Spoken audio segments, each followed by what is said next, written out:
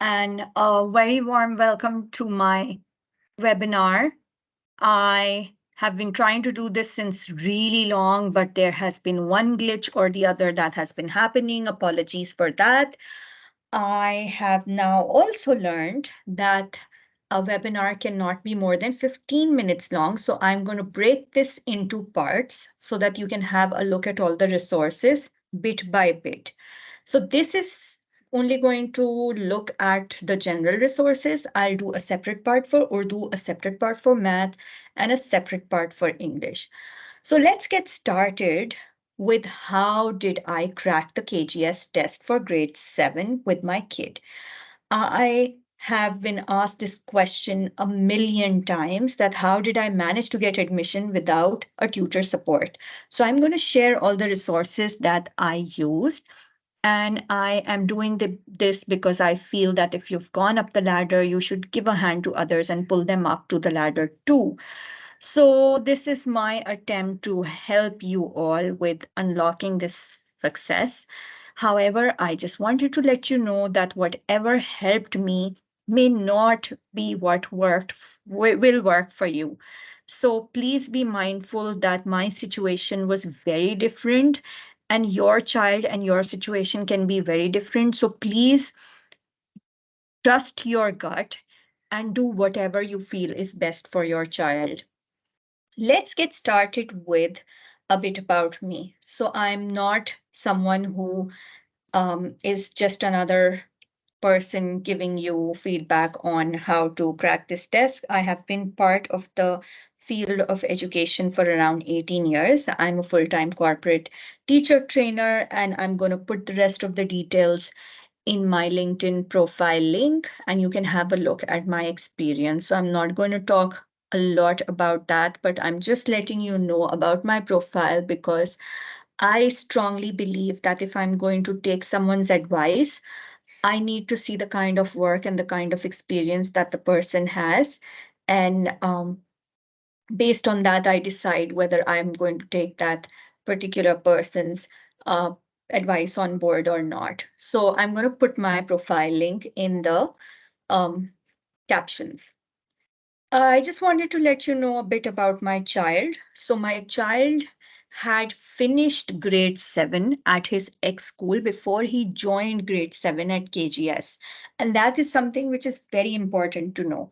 How did that happen? My child got admission when he was 2 years of age and he finished playgroup at 2. Then he finished nursery at 3 and he finished um, class kindergarten at 4 years of age. So he was in grade 1 when he was 5. And believe me, I didn't want that to happen. Yes, I did want him to go to school early, but I strongly feel that if you're not going according to the class average age, then eventually when you go to the years where you're giving the external exams, it puts a lot of pressure on the child. So every year I used to go to the school and ask the school head to put him into the class according to his age and let him repeat. But the school head would say he's doing just fine. There's no point of making him repeat a year. So I was really happy when KGS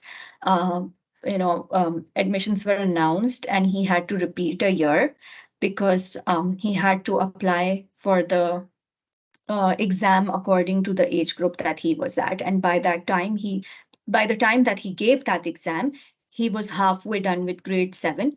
And by the time he joined the school, he was completely done with grade 7. And he had received his report card from his ex school that he's gone to grade 8. So it was a repeat year for him. And I was very happy with it because COVID had happened. And I believe that there was a lot of um, skills that were missed during the time when the children went through the COVID year. And I felt that repeating a year would really make him cover that sort of a gap in terms of skills that he had missed and the study loss that had happened. So with that, I just wanted to let you know that we had zero support. In terms of tuitions because I am totally against it. I do not believe in tuition support. I believe that if my child needs tuitions, then he has to skip going to school. So it can be either one. And with that sort of um, a guidance for my child that he is not going to seek any sort of extra support. If he is not good with something, he needs to ask his teacher and be very attentive in school so that he gets that particular concept. That is what I had, prepared him for. So if he would say, I can't understand this, I would make his teacher make him understand that particular concept. And that is what helped him be more um, uh, you know, um, involved in his school. And he was one child who would really concentrate very well in the school because he knew there is no alternate support available. The books that were being used in the last school were New Syllabus Mathematics Book 2. He had done Book 1 in grade 6, and in 7, he had done parts of Book 1 and Book 2. In English, he was doing Oxford Progressive English Book 7 in his school, and in Urdu, he was doing Oxford Urdu Silsila Book 7, which was the Hudhud book. In terms of study skills, we were basically studying for understanding. We used to focus on the skill because skills are lifelong, and we never um, studied because we wanted to just pass the test and get a good grade. Our approach was to master the content.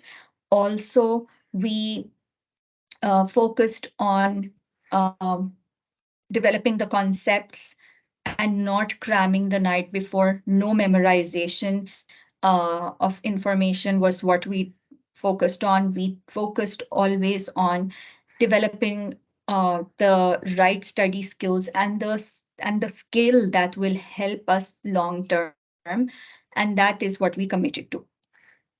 The resources, and this is going to be my last slide because then time is going to be up and I won't be able to upload this video.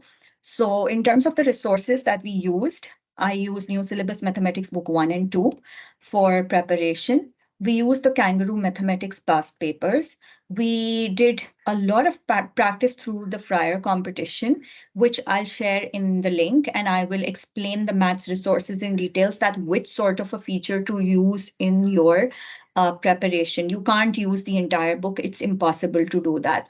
But the type of questions I'll share in the math part that I'm going to do, because we're pressed for time and this won't upload if it's more than 15 minutes. In terms of English, we only practice through Oxford Progressive English Book 7 and English and International Approach Book 1. So Oxford Progressive English was the book that he was using in his ex school at that particular level. And English and an International Approach Book 1 is the book that was being used at KGS at grade 7 level. So we practiced through that.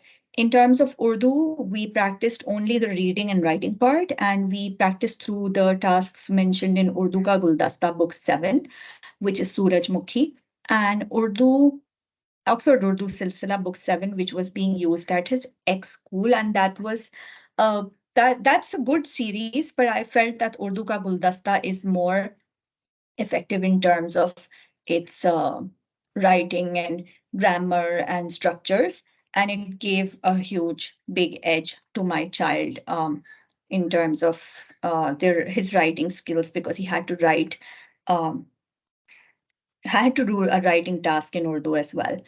ठीक है. Also, I just wanted to let you know that in terms of writing, we focused on the kind of ideas that we need to develop, the organization of ideas, word choice, voice, sentence, fluency, conventions, and the way the coherence runs into all his writing pieces.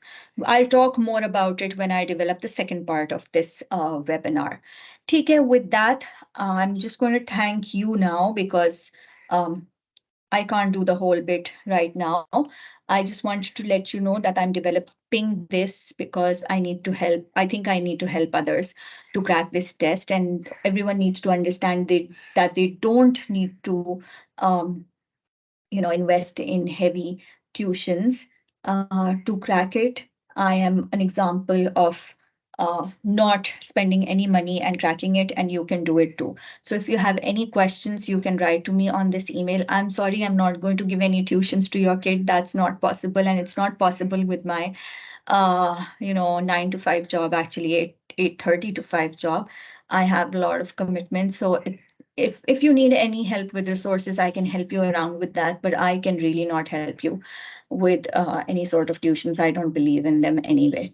So I hope this will help you, but wait for the next few webinar webinars that I'm going to put, because and I'll make sure that they're bit sized so that they're small and they're I'm able to upload them, and it uh, doesn't, I mean, it's, you don't lose your focus listening to long webinars. So thank you so much for attending this, and keep an eye on the other videos that I upload, which I'm going to do very soon. Thank you. Bye.